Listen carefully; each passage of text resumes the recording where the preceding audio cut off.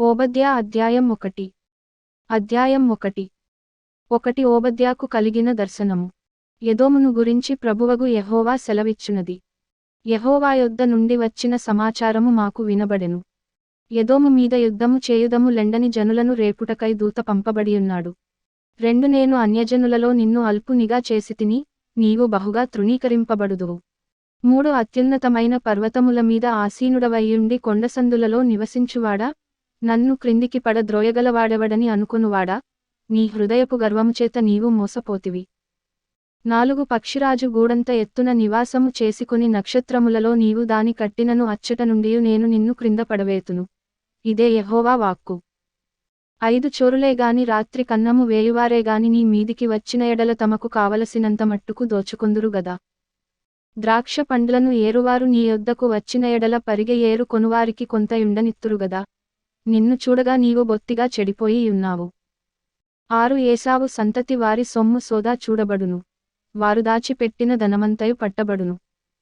7 నీతో సంధిచేసినవారు నిన్ను తమ సరిహద్దు వరకు పంపివేయుదురు. నీతో సమాధానముగా ఉన్నవారు నిన్ను మోసపుచ్చి నీకు బలాత్కారము చేయుదురు. వారు నీ అన్నము తిని నీ కొరకు ఉరి యొడ్డుదురు. ఎదోమునకు వివేచన లేకపోయెను. 8 ఆ దినమందు ఏశావు పర్వతములలో వివేచన లేకపోవునట్లు ఎదోములో నుండి జ్ఞానులను నాశము చేతును. ఇదే యెహోవా వాక్కు. 9 తేమాను, నీ బలాఢ్యులు విస్మయమొందుదురు, అందువలన ఏశావు యొక్క పర్వత నివాసులందరూ హతులై నిర్మూలమగుదురు. 10 నీ సహోదరులైన యాకోబు సంతతికి నీవు చేసిన బలాత్కారమును బట్టి నీవు అవమానము నొందుదువు, ఇక నెన్నటికిని లేకుండా నీవు నిర్మూలమగుదువు.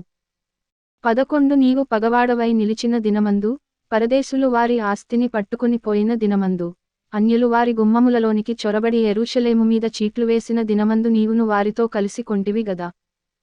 12 నీ సహోదరుని శ్రమానుభవ దినము చూచి నీవు ఆనందమొందతగదు. యూదావారి నాశన దినమున వారి స్థితిని చూచి నీవు సంతోషింపతగదు.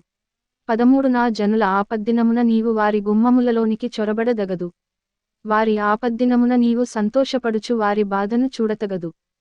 వారి ఆపద్దినమున నీవు వారి ఆస్తిని పట్టుకునతగదు. 14 వారిలో తప్పించుకొనిన వారిని సంహరించుటకు అడ్డత్రోవలలో నీవు నిలువతగదు. శ్రమదినమందు అతనికి శేషించిన వారిని శత్రువుల చేతికి అప్పగింపతగదు. 15 యెహోవా దినము అన్యజనులందరి మీదికి వచ్చుచున్నది. అప్పుడు నీవు చేసినట్టే నీకును చేయబడును, నీవు చేసినదే నీ నెత్తిమీదికి వచ్చును. 16 మీరు నా పరిశుద్ధమైన కొండమీద త్రాగినట్లు అన్యజనులందరును నిత్యము త్రాగుదురు. తాము ఇక నెన్నడు నుండనివారైనట్లు వారేమియు మిగులకుండా త్రాగుదురు. 17 అయితే సీయోను కొండ ప్రతిష్ఠితమగును, తప్పించుకొనిన వారు దానిమీద నివసింతురు. యాకోబు సంతతివారు తమ స్వాస్థ్యములను స్వతంత్రించుకొందురు.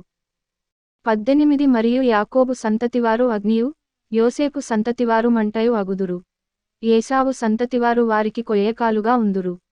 ఏశావు సంతతివారిలో ఎవడును తప్పించుకొనకుండా యోసేపు సంతతివారు వారిలో మండి వారిని కాల్చుదురు. యెహోవా మాట ఇచ్చియున్నాడు. 19 దక్షిణ దిక్కున నివసించువారు ఏశావు యొక్క పర్వతమును స్వతంత్రించుకొందురు. మైదానమందుండువారు ఫిలిష్తీయుల దేశమును స్వతంత్రించుకొందురు. మరియు ఎఫ్రాయిమీయుల భూములను షోమ్రోనునకు చేరిన పొలమును వారు స్వతంత్రించుకొందురు. బెన్యామీనీయులు గిలాదు దేశమును స్వతంత్రించుకొందురు. 20 మరియు ఇశ్రాయేలీయుల దండు, అనగా వారిలో చెరపట్టబడిన వారు సారెపతు వరకు కనానీయుల దేశమును స్వతంత్రించుకొందురు. యెరూషలేము వారిలో చెరపట్టబడి సెఫారాదునకు పోయినవారు దక్షిణదేశపు పట్టణములను స్వతంత్రించుకొందురు. 21 మరియు ఏశావు యొక్క కొండకు తీర్పు తీర్చుటకై సీయోను కొండమీద రక్షకులు పుట్టుదురు. అప్పుడు రాజ్యము యెహోవాది యగును.